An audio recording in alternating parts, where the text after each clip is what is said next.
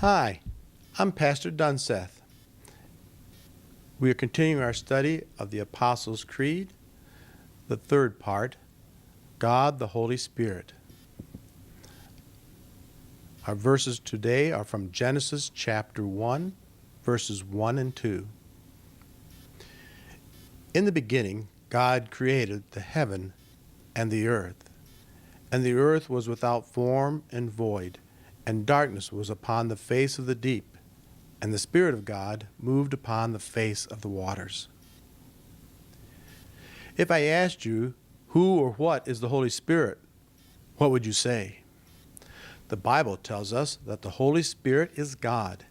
He is part of the Trinity, with the Father and the Son. The Holy Spirit is true God. Before Jesus ascended, he told his disciples, "Now you must go, make more disciples by baptizing them in the name of the Father of God, who is the Father, and the Son, and the Holy Spirit." In the Bible, we see who the Spirit is.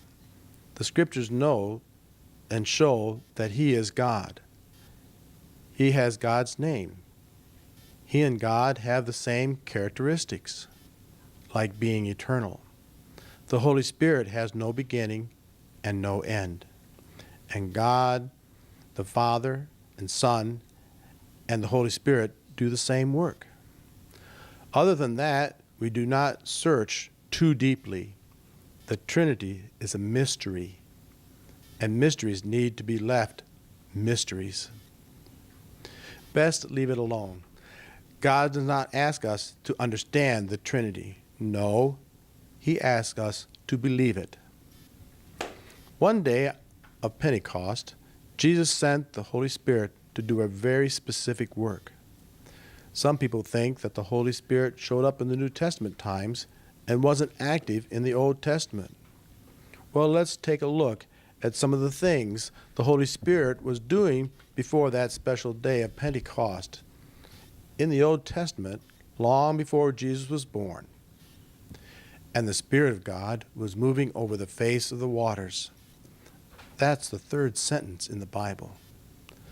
The Holy Spirit came to David and gave him power and wisdom to defeat Goliath and to be Israel's king. That is recorded in 1 Samuel chapter 16. The Holy Spirit gave men skills to work with wood and gold and stone so they could build God's temple. We read about that in Leviticus and Numbers. And all of these examples and many, many more, we see the work of God the Holy Spirit in the Old Testament. But now in the New Testament, the Holy Spirit has a new activity which began on Pentecost. What is that new activity?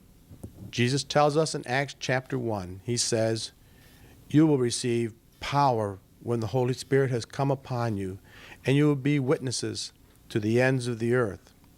What do witnesses do? Think about a court.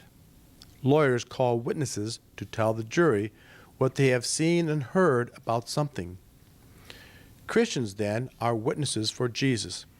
We have not yet seen Jesus, but we believe his words in the Bible, and we are able to tell other people what Jesus did for us, and we can tell them what he can do for them. That is a wonderful blessing. We thank God, the Holy Spirit.